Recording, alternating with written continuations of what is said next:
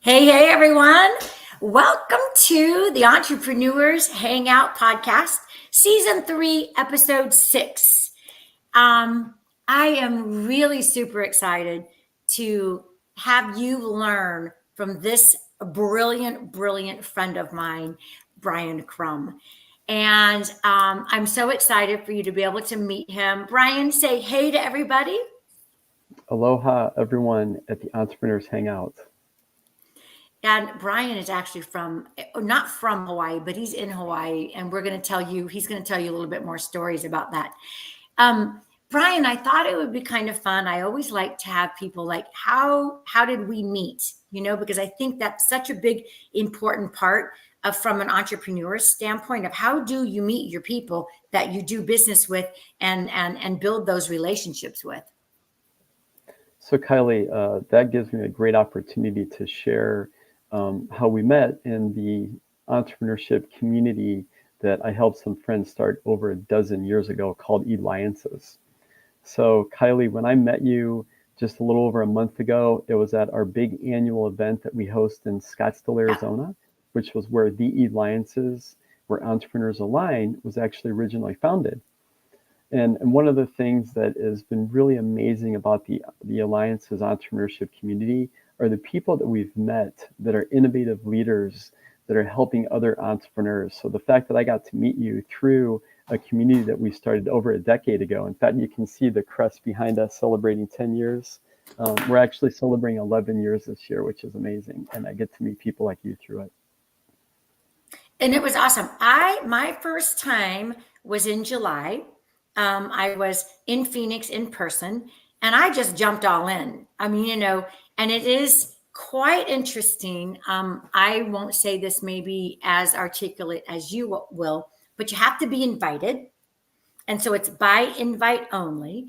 And it is globally. So they do it in person, but also hybrid like I do for my meetings. And when I was there, I think there were about 30 people or so in the room. And I bet you another, 40 or more on Zoom. So that was great. And then, of course, I got to meet you in person a month ago. Yeah, one of the things that we've loved being able to do with any alliances is learn what entrepreneurs are really seeking at any point in their journey. And a lot of times that journey starts literally when they have an idea. So if we look back to 10 plus years since we originally founded Alliances together and look at the genesis story of about 12 people that would get together in Old Town Scottsdale, Arizona, actually at a round table in the upstairs lounge of an Italian restaurant. And the concept was we would get together, a group of entrepreneurs. Typically, you'd have an investment banker, you'd have an attorney, an IP attorney, and then inventors. And just get together, hear each other's stories, make the connections that were needed. And during one of those Tuesday morning meetings, the original group of us met David Kogan, who became the founder of Alliances. So we transitioned from a group of only about 12 people that got together once a week into what David has helped create as a global entrepreneurship community. We're now, instead of just having one location, people can join from anywhere in the world on just about all of our events. And the one that I met you at is one where over 300 people come in. Many of them flew in from around the country and even around the world. I've been at Alliances events where we've had people in Israel, we've had people in Dubai, and then we've had people all across the country. And the amazing thing is that entrepreneurs, for the most part, experience a lot of the same struggles, and they don't know where to go or who to go to for support and help. And that's really one of the things that I think has been amazing within the Alliances community itself. I agree. And I felt it, my first roundtable. And it's, it's very down to earth, but you can feel comfortable going and talking to people, maybe meeting up with them. Since then, I've already met, I bet you, a handful of people that I will significantly do business with. We're already on a roll. And you don't you don't always go, you don't go there holding hands out. That's not what this whole purpose is, no matter what kind of networking it is. You don't go handing out. You're like, how can I be of service? How can I help you? Yeah, there really is a lot of that more giving. So one of the mantras within alliances is called the three G's: give, get, got. Yep. And what we found is that the people that give the most are also the ones that receive the most over time. And that goes anywhere from someone that joins because they've been incredibly successful in their career and they're trying to figure out, what do I do next? So they're coming in to be mentors and investors. And we've even had situations where you've got someone that may have retired as a CEO of a Fortune 500 company, and they're coming in and now they're acting as a mentor for youth. So we like Right. the fact that we have all different aspects of people in their entrepreneurial journey that are part of our community. And we're so glad that Yeah. you're now part of the community as well. Yeah, I know. And like I said, um I know that it we meet every Tuesday. I've not been as active on that meeting on Tuesday because I've got another, just a conflict that meets at the same time. So I'm kind of trying to divide my time.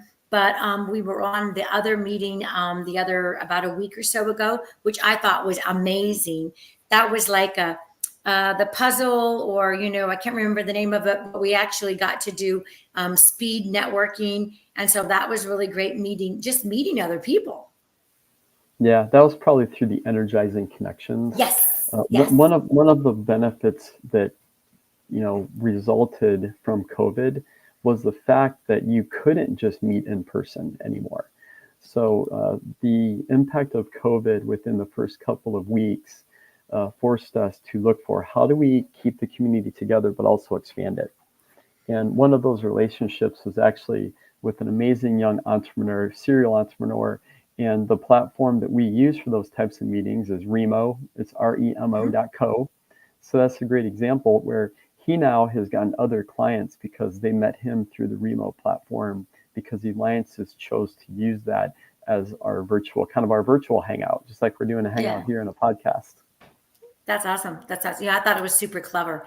So, Brian, tell everybody a little bit about your background, because I think, again, I just got a chance to be able to really engage with you. We had a really nice conversation that we had, about a month ago. And so I got to learn you're a world of knowledge. And just tell everybody a little bit of, like, what is it you do, your background, because I think that that's super important. Yeah, it's kind of interesting because I feel like I really truly learned about entrepreneurship later in my career than what many people do. And after I started learning about the challenges of entrepreneurs, it actually took me back to my childhood, and where I just thought that my dad had a job. He'd go to work, he'd come home, and I didn't realize that he had a job because he was a business owner. So my dad owned a partial owner of an international truck dealership, but to Mhm. me, he was a mechanic. But he was a mechanic because he was one of the three partners in the business itself. And then also along the way, being from Ohio, we also had family farms. So now we're at the point where those family farms will be transitioning into the fourth generation. And when you think about it, um, you know, owning a business and owning real estate really have always been two of the best ways for people to build wealth. So one of the things that I take away from my childhood is, one, seeing the impact of actually owning real estate and Mhm. owning a business had on our own families, and helping other people understand those benefits as well. So what's really cool about being in alliances is that we can help entrepreneurs become more successful within their own businesses, help them generate excess profits that they can then reinvest back into the community. And because the Yep. company that I work for, Caliber, the wealth development company headquartered in Scottsdale, is literally one of the first sponsorships, one of the companies that started supporting the work that the Alliances does with entrepreneurs right from the beginning. We've been able to help some of our own members then reinvest their profits that we've helped from growing their businesses back into the community. And specifically because part of what Caliber does is we look for impact investments that will make a significant impact in a community. And some of these communities are now inside of what are called opportunity zones. Yes. So for anyone that isn't aware of what an opportunity zone is, it's an economically disadvantaged census tract created by a federal tax program and investment incentive back in 2017.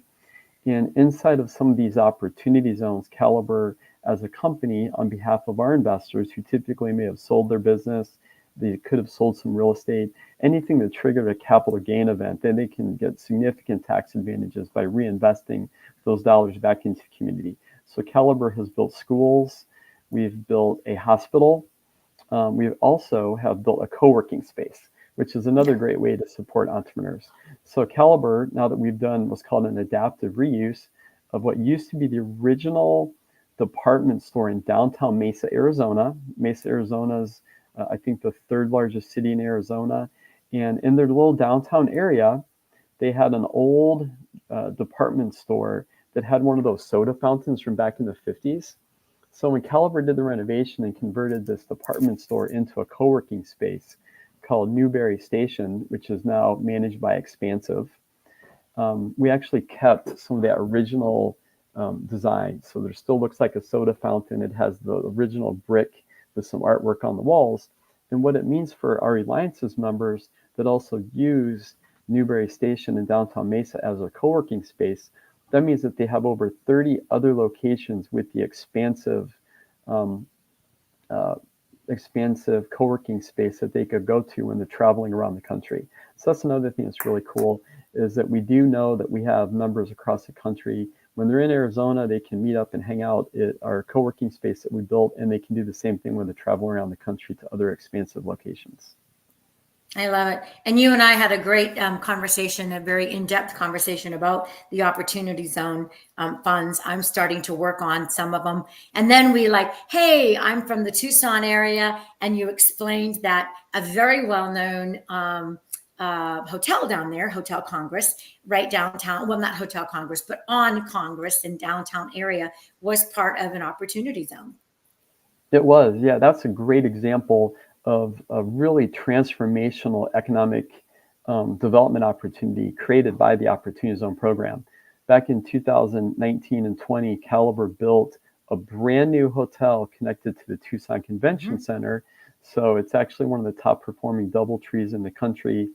And it does very well, not because it's connected to a convention center as much as it's also helping bring a lot more businesses, a lot more people into downtown because it's also there for sporting events and it also has a theater next to it. So it's a Yeah. great way to incorporate sports, arts, entertainment, supporting the local community because now that there's a hotel that is literally in downtown Tucson connected to the convention center, they're actually getting a lot more business that they were losing because they didn't have enough direct hotel spaces. So that was a great example of how Caliber, the Opportunity Zone program, Alliance's members that have invested, and then people like yourself who originally were from Tucson have all been collaborating together. Yeah, yeah, I love it. So I think, Brian, I'd like to do this.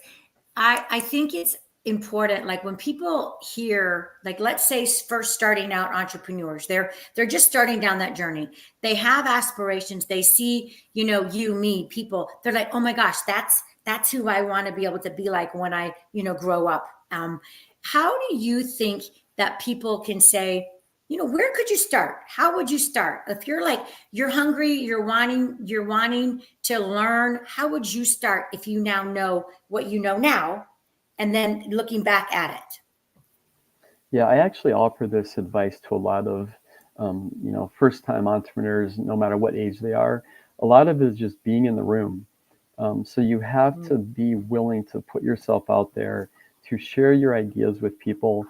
Because one of the things that I always encourage entrepreneurs to do when they first are starting their business, before they put a lot of time, effort, and money into it, is really go out there and have conversations with the people that you Yeah. believe you're serving, whether it's because you're providing a service or you're building a product. So I really encourage people to have as many open conversations as early as possible. Don't wait until you get to a certain point where you think you're quote ready, because trust me, you're never actually ready. You're Right. always building for something new and better. So the first piece of advice I would give to people is get out in the community, If you're in an area that you can identify a startup support ecosystem, you have to get involved in it. Being from the greater Phoenix area, the greater Phoenix technology community in particular is incredibly welcoming to people. So there's a lot of ways that people can get directly involved. They can Google, local networking. So my first piece of advice to people is just get out. Yeah. And I say the same thing, Brian. I'm like, if you're not in the room, you're not going to do business. You're not going to learn. And and it's like, okay, for my entrepreneurs hangout, we meet at the last Wednesday of every month. And my community's got about 1,700 people inside the Facebook group. Not everybody's active. And what I do is I do it hybrid so that everybody can learn. I take on speakers. This time we're going to be learning lead generation using AI with this brilliant guy named what? Sorry, Noah. And it's if you're not networking, and I'm saying not networking, just you have to be intentional with what you want to do. You want to go there. Who do you want to meet? You know, don't go sitting with the same people. Go and meet people that you think are the people you want to listen to, you want to learn from. Yep, absolutely. Yeah, and I am so glad that I am now part of that group. So Yes. I'll Yeah, I feel maybe so. that I feel lucky. so that is so amazing that you have put that together. And I think this is a good transition to how entrepreneurs always have to be open to what's next. Hmm.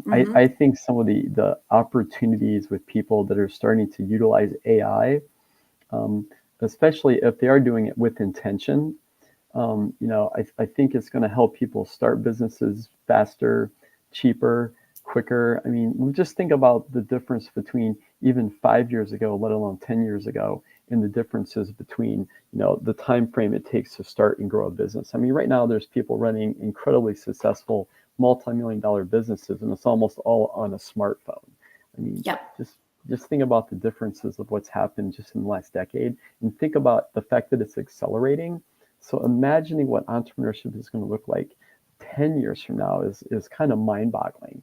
But it's also an exciting time for people to start learning about how do I actually use AI intentionally versus the way that it's already happening, because just about Hmm. every company that you're interacting with is already incorporating it. You just may not realize it because you didn't intentionally go to ChatGPT as an example. Right. Agreed. Well, I'm always excited to be able to. Sometimes I teach what is going on. I teach, call it a workshop. Um, we have 30 minutes of networking, which is also very important. I happen to have, beer and wine and some snacks that are always there because who knows, you got to have something that's going to be the icebreakers. But also, then it's like get to know each other and then learn something, right? So I'm always looking for people that want to, I say teach and preach if you want to. So if you know of anybody that's like, hey, this person teaches this, I would love to have them on. And that would be really, really great. So I'll have to hit up some of the Alliance people and see if they, if they want to be able to have something to teach to the entrepreneurs hangout. That would be super. Yeah, I think that that would be amazing. When I was referencing earlier about how people have as many conversations as they can before they really put a lot of especially of their own money, let alone investor money into something. And part of that is utilizing what's called the lean startup method.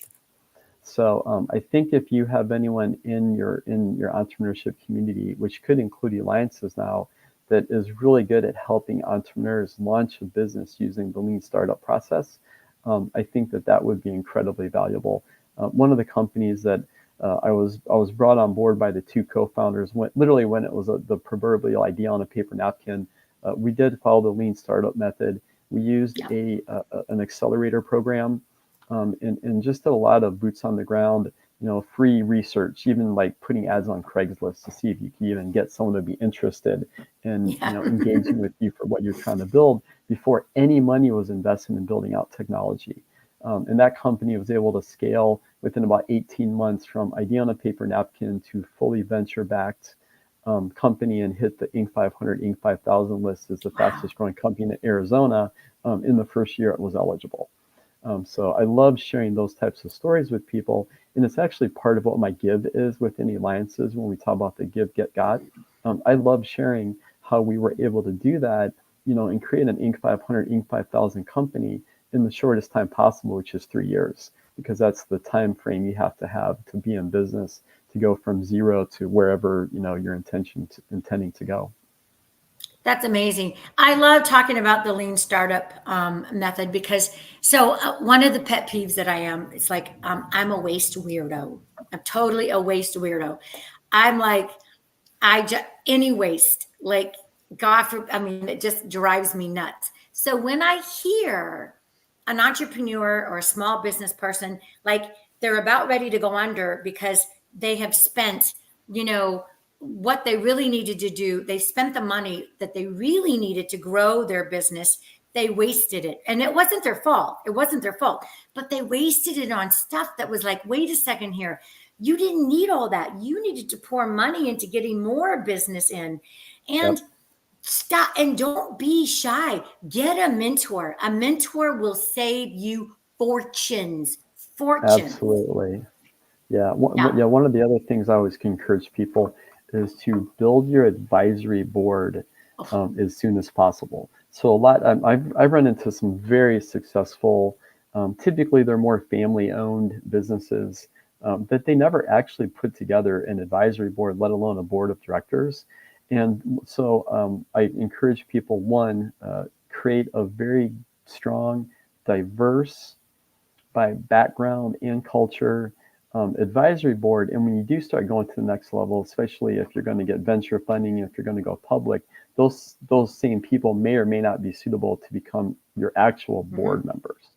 right. So I really like having those conversations with people and encouraging them to do what they can to bring as many, outside resources in as possible. And you don't have to try to do it on your own. Right. Right. And it's like also, Brian, it's like, I think too, there's be learn to be still and quiet so that you can take all of that in and not be there's no shame in like saying I didn't know that, right? That's why you're reaching out and getting with somebody like, again, you, a world of knowledge. I mean, I really enjoyed the conversations that we have. I know we're going to go, we're going to be in it thick and thin, and we're going to be able to do some business together. And I'm really, really glad for that. Before we wrap up, I have a question for you. Yeah. So I see here Brion Crum, aka the Human Link. So tell us a little bit about that. So LinkedIn really didn't start becoming a thing until the mid to late 2000s. So back in probably about 2009, I was making a transition from being full time in the hospitality industry into financial services full time. And at that point, I joined LinkedIn, started kind of understanding how it worked. I actually learned networking from a gentleman and a woman who created a very large Phoenix-based networking group. And around that time, I was building up my LinkedIn profile. So when I met David Kogan and we started, having all these alliances meetings and ended up having, go from a dozen people to 50 to several hundred now Mm-hmm. to several thousand, and you're adding everyone on LinkedIn, you're building up your profile. So one of the things that people always make fun of me for, or I guess compliment me for, is that after I do a meeting with them, I think through like my database in my head. Who are the people that I need to connect them with, and then make those connections. So that's part of the human link. And initially, David Kogan said, "Hey, we should call you the Human LinkedIn." And I'm like, I don't know, if we get too big, maybe LinkedIn, Reed Huffman would like have to sue us for that. So we just stuck with that's my nickname within Alliances is the Human Link. I It's like actually it. on my business card, or it's I actually love on it. my name tag. Yeah, I love that. That is amazing. That is amazing. So now one last little thing. You transitioned from Phoenix to Hawaii. And so now you get to say, what was it that you said to me? I'm going to show up in my shirt that says Short sunshine and it's It's always shorts and flip flop day. Shorts and flip flop day. Yeah, yeah, yeah. How long have you been in Hawaii? On and off, we've been coming here for about 20 years, 22 years actually. My wife and I, we got married on Maui, which is called getting Maui'd. And then we came back pretty much every year, sometimes several times a year. Ended up being for a couple of months at a time. And then so the only year that we didn't come back to Maui to, just experience the beauty and the culture was 2020 because of COVID. So we've been coming here for over 20 years. That's awesome. Isn't that great? So this is kind of funny, and we'll wrap it up. I have something a lot of my people know. It's called the laptop lifestyle, right? Yeah, And yeah, it's like, and I like to joke, and my kids like to joke about it. I'm like, hey, all I need is a laptop, and I can go and do anything and go anywhere where I want to. So I can go see people around the world. Hey, Brian, I can always come see you in Hawaii. Just saying. yeah. So it's interesting because we actually do have Alliances members that have set up what could be like retreats for people. Yes. I think one of them is in Costa Rica, and I just had a friend tell me the other day, they're like, "Oh my gosh, if you know anyone that I could come and hang out with in Costa Rica, let me know." And I'm like, "Guess what? There's an Alliances member that you could go hang out with down there." So there is an effort underway to create one of these retreats here on Maui. There's a nonprofit organization that owns a 100-acre farm, and the goal is to help them get it up and running as a farm because there's a big focus on growing as much food locally as possible, and then create a retreat component that would also include health and wellness. So That's awesome. there is an active effort underway to create one of these retreats, and it would be amazing for Alliances members to be able to come and hang out together. Absolutely, absolutely. I've just made a couple of notes to do that. So, Brian, thank you so much for your time today. I can't wait to be able to, just dive deeper, get to know you, and be a resource for you. And so, I really appreciate you being here. Yeah, likewise. Really looking forward to what's going to happen in years to come by combining our entrepreneurial resources and our entrepreneurial communities together. Yeah, I agree. All right, you guys, guess what? Same time, same place, every Wednesday at 3 EST. If you'd love to be a guest on the Entrepreneurs Hangout, hit me up. If you've got a great, wonderful story that's going to help entrepreneurs, this is the place for you.